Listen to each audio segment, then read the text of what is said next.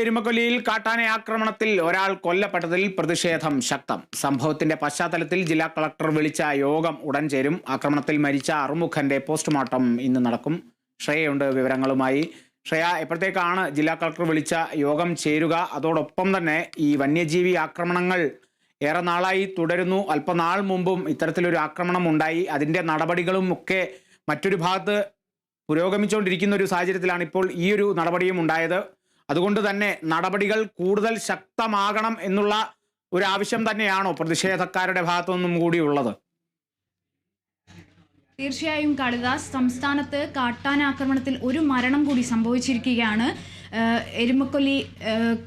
എരുമക്കൊല്ലി പൂളക്കുന്നിൽ ഇന്നലെ രാത്രിയോടെയാണ് അറുമുഖൻ എന്ന മധ്യവയസ്കൻ മരിച്ചിട്ടുള്ളത്. പ്രദേശത്ത് കാട്ടാനാക്രമണം രൂക്ഷമാണെന്ന് പ്രദേശവാസികൾ ആരോപിക്കുന്നു. അതേ തുടർന്ന് ഇന്നലെ മൃതദേഹം വിട്ടു നൽകാതെ പ്രദേശവാസികളുടെ പ്രതിഷേധമുണ്ടായിരുന്നു. ഏറെ നേരം പ്രതിഷേധിച്ച ജനങ്ങളെ കളക്ടർ ഇടപെട്ടാണ് ഈ ഒരു പ്രതിഷേധത്തിൽ നിന്ന് പിന്തിരിപ്പിച്ചിട്ടുള്ളത്.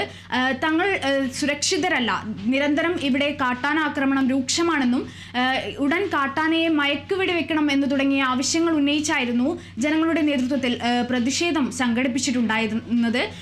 ഈ ഒരു പശ്ചാത്തലത്തിൽ ആനയെ മയക്കുവെടി വെക്കാനുള്ള സജ്ജീകരണങ്ങൾ പൂർത്തിയാക്കിയിട്ടുണ്ടെന്ന് വനമന്ത്രി AK ശശീന്ദ്രൻ അറിയിച്ചിട്ടുണ്ട്. അതേ തുടർന്ന് ഇന്ന് പ്രദേശത്ത് 2 കുങ്കിയാനകളെ, മുത്തങ്ങയിൽ നിന്ന് 2 കുങ്കിയാനകളെ പ്രദേശത്ത് എത്തിക്കുമെന്നും അറിയിച്ചിട്ടുണ്ട്. അതോടൊപ്പം ഡോക്ടർ അരുൺ സക്കറിയ ഇന്ന് പ്രദേശത്തെത്തുമെന്നും അറിയാൻ സാധിച്ചിട്ടുണ്ട്. കൂടാതെ ഇന്ന് ഈ ഒരു വന്യജീവി ആക്രമണം തുടർക്കഥയാവുന്ന ഈ ഒരു സാഹചര്യത്തിൽ പ്രദേശത്ത് കളക്ടറുടെ നേതൃത്വത്തിൽ ഇന്ന് യോഗം ചേർന്നുകൊണ്ടിരിക്കുകയാണ്. കൂടാതെ ഈ ഒരു മരണപ്പെട്ട അറുമുഖന്റെ കുടുംബത്തിന് സർക്കാർ 5 ലക്ഷം രൂപ ധനസഹായം പ്രഖ്യാപിച്ചിട്ടുണ്ട്. കാളിദാസ്. ശരി ശ്രേയ, സ്വീകരിച്ച നടപടികൾ അല്ലെങ്കിൽ സ്വീകരിക്കുമെന്ന് പറഞ്ഞ നടപടികൾ എപ്പോഴും സ്വാഭാവികമാണ്. ഇത്തരത്തിലൊരു ആക്രമണം ഉണ്ടാകുമ്പോൾ ഈ നടപടികളൊക്കെ തന്നെ ഉണ്ടാകാറുള്ളൂ. തുടർന്നു കൂടുതൽ നടപടികളൊന്നും ഇതിനെ തടയുന്ന രീതിയിൽ ഉണ്ടാകാറില്ല എന്നുള്ളൊരു ആക്ഷേപം കൂടി പ്രതിഷേധക്കാർ ഉന്നയിക്കുന്നുണ്ട്. അതുകൊണ്ട് അടിയന്തര നടപടികളാണ് തങ്ങൾക്ക് വേണ്ടത് എന്നുള്ള ഒരു ആവശ്യം തന്നെ മുന്നിൽ നിർത്തിക്കൊണ്ട് തന്നെയാണ് പ്രതിഷേധം ശക്തമാകുന്നത്. പ്രദേശത്ത് ശ്രേയയാണ് വിവരങ്ങൾ നൽകിയത്.